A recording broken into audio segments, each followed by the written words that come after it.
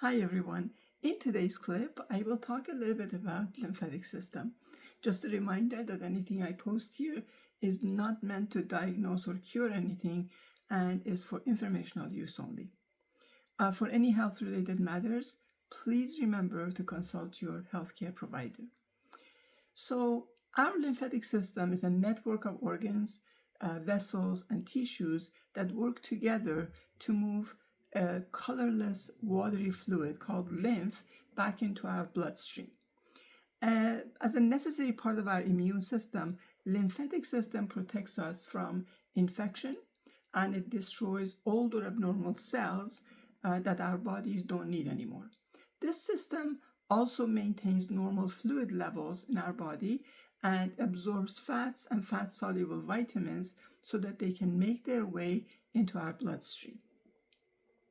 So, lymphatic system has many functions, but there are three key functions. One is collecting the excess fluid from our body's tissues and returning it to the bloodstream, and this supports healthy fluid levels in the body, as well as it filters out the waste products and abnormal cells.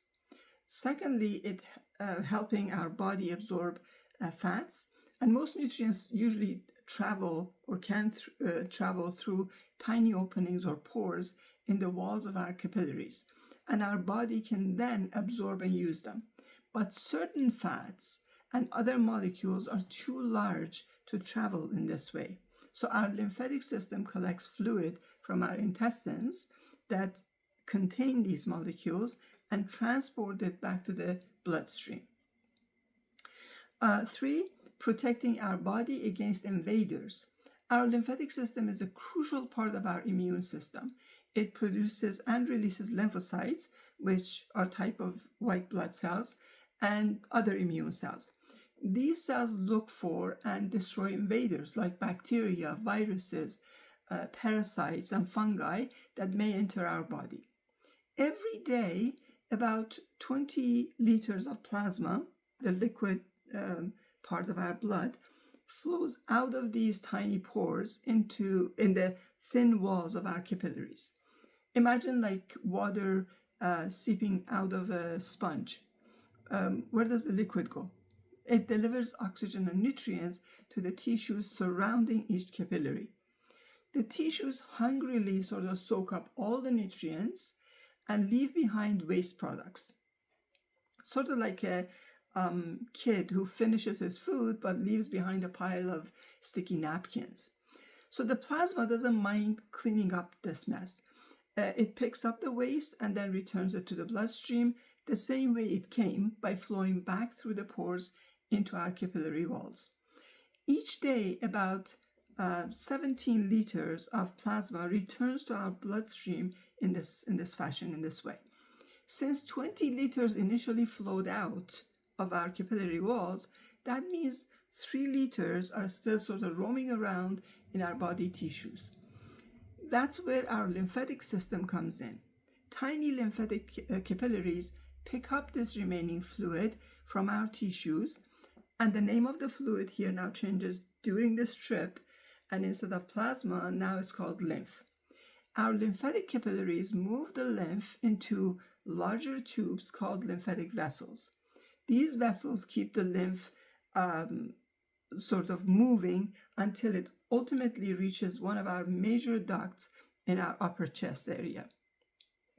These lymphatic ducts are like highway roundabouts or on-ramps, right? They merge into large veins called subclavian veins and empty the lymph into them.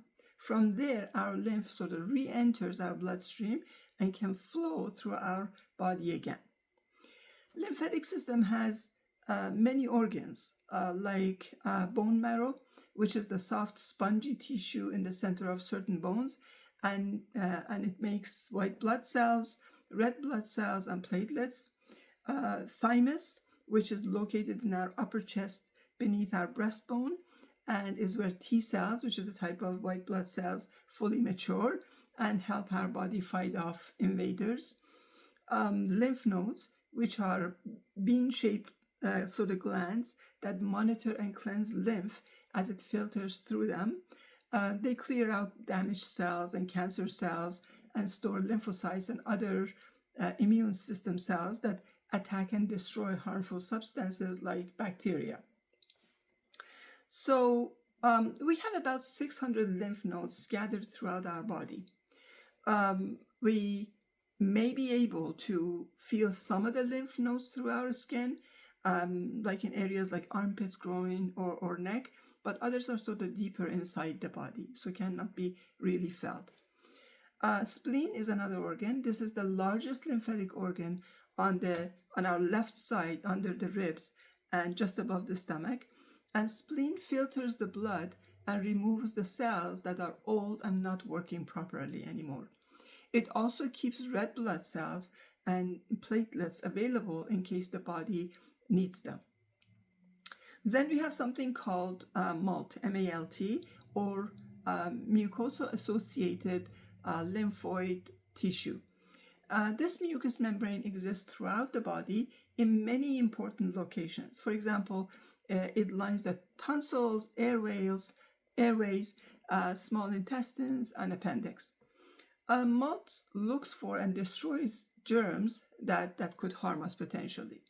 So unlike our heart that behaves like a pump for the blood to flow or circulate, the lymphatic system doesn't have a pump, and it relies on the pressure from the muscle action, respiratory movement, and muscle contraction to move the lymph through the vessels. Swollen lymph nodes usually happen as a result of infection from bacteria or virus. Sometimes swollen lymph nodes are caused by cancer. Now, common areas where there may be a swelling includes neck, under the chin, in the armpits, in the groin area, or just behind the ears. In some cases, we just need to give it time and do gentle massages to drain the nodes and use warm compresses to treat the swollen lymph nodes. Swollen lymph nodes are a sign that something is wrong somewhere in the body. When lymph nodes first swell, you might also sort of notice tenderness in the area and pain in the area, swelling that may be a size of a pea or a kidney bean or even a walnut size. Depending on the cause, other signs and symptoms may show up like runny nose, sore throat, fever, other indications of upper respiratory infection, for example. Now, if there are general swelling of lymph nodes throughout the body, this may indicate an infection like HIV or mononucleosis or an immune system disorder like lupus or rheumatoid arthritis. Hard or fixed or rapidly growing nodes may indicate a possible cancer or lymphoma, so you would need to have that checked out real quick. So lymphatic drainage massage, which is sometimes called manual lymphatic drainage or MLD, is about gently massaging the area of the body to help move lymph fluid to an area with working lymph vessels, with the healthy lymph vessels. Normally, as I mentioned earlier, the lymphatic system collects the lymph fluid and returns it to the heart through lymph vessels and nodes. But when there's a disruption to the lymphatic system process, the fluid can collect in the arms, legs, which leads to swelling. And the medical term for this swelling is edema. So this condition will be called lymphedema. Now, MLD is used to relieve swelling by coaxing the lymph fluid from the tissues to functioning lymph nodes. Unlike traditional massage, lymphatic drainage massage uses light pressure to mobilize the lymphatic system, which sits directly under the skin. If you're doing MLD, there's a specific sequence to follow, starting with the main drains in the body, including the lymph nodes in the neck, groin, and armpits. The idea is that by massaging an area where there is no swelling, the congested lymph fluid then will have somewhere to go because we have created space for it. All our cells rely on lymph fluid to boost immunity and transport waste product. So a congested lymphatic system will compromise our immune system drastically, right? So, and since lymph fluid is full of disease-fighting white blood cells, stuck fluid can contribute to a host of issues, including lymphedema. Conventional medicine normally does not provide an opinion on this, but in complementary medicine, we believe in keeping a healthy and well-functioning lymphatic system through regular massages. Lymph drainage helps with many issues, as well as kidney and liver function, headaches, eyesight problems, and the list goes on. There are many ways to keep this system healthy and at work. For example, being deep breathing. Breathing slowly and deeply can move fluid through the lymph vessels and nodes.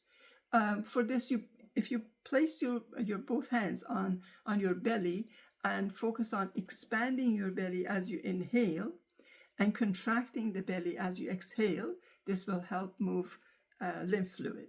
Also, physical activity. Exercise helps move fluid throughout the body. Even a 15 to 20 minute stroll can help your body shift fluid around and eliminate waste. Or using a fitness plate, for example, while focusing on deep breaths also does the trick. Dry brushing. This is popular because of its ability to keep the lymphatic system healthy while exfoliating the skin. So just move the brush in a circular motion, starting at the extremities, and work your way towards the trunk of the body. Then is swimming. Moving through water provides a built-in compression for your body. So swimming is a great way to get your lymph fluid moving. Tapping your skin. Tapping the area just above the collarbone will with light pressure can activate the lymph capillaries underneath the skin. So keep moving, keep healthy. I hope this has been of some help. Like and follow for more. Be the light.